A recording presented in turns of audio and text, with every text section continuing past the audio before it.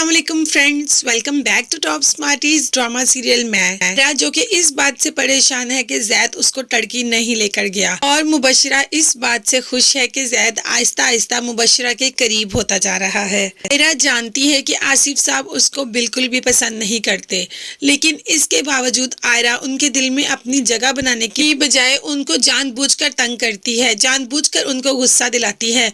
और आज तो उस गुस्से में आसिफ साहब ने कह ही दिया कि तुम एक 2 टके की लड़की हो, तुम्हें पता कि स्टेटस और क्लास क्या होता है, तुमने तो कभी ये सब देखा ही नहीं। बातें आयरा के सीधे दिल पर लगती हैं और आसिफ साहब का स्टेटस और क्लास गिराने के लिए और उन्हें नीचा दिखाने के लिए अपनी ही एक दोस्त को कॉल कर देती है और उसे आसिफ साहब की बीवी बनकर आने को कहती है। आयरा को कहती भी है कि ये सब कुछ बहुत बड़ी बात है, हम किसी मुसीबत में फंस जाएंगे और मुझे किसी मुसीबत में नहीं फंसना, लेकिन आयरा उसे यकीन दिलाती है कि ऐसा कुछ भी नहीं होगा। आखिरकार वो औरत आसिफ साहब की बीवी बन के आ ही जाती है और कहती है कि मैं आपकी बीवी हूँ, जबकि आसिफ साहब कहते हैं कि मैंने तुम्हें पहली बार देखा है। आयरा भी आ जाती है और काफी हंगामा होता है। वो फिलहाल तो वहाँ से चली जाती है, लेकिन कहती है कि अगली बार निकाह नामे के साथ आऊंगी। जैद भी बाप को कॉल करता है और बाप काफी परेशान नजर आ रहा है कि सारे सोशल मीडिया में ये बात आग की तरह फैल चुकी है कि आसिफ साहब की बीवी है, शादीशुदा है, लेकिन किसी को बताया नहीं, छुपा कर रखी है।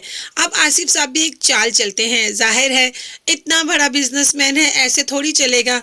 भी सारे पैंतरे आते हैं, ऐसे तो नहीं अपने बिजनेस को रन करते, तो बस वो भी एक चाल चलते हैं आयरा के सामने। और फिलहाल तो आयरा के सामने दिखावा करते हैं कि वो वाकई ही उस औरत से डर गए हैं।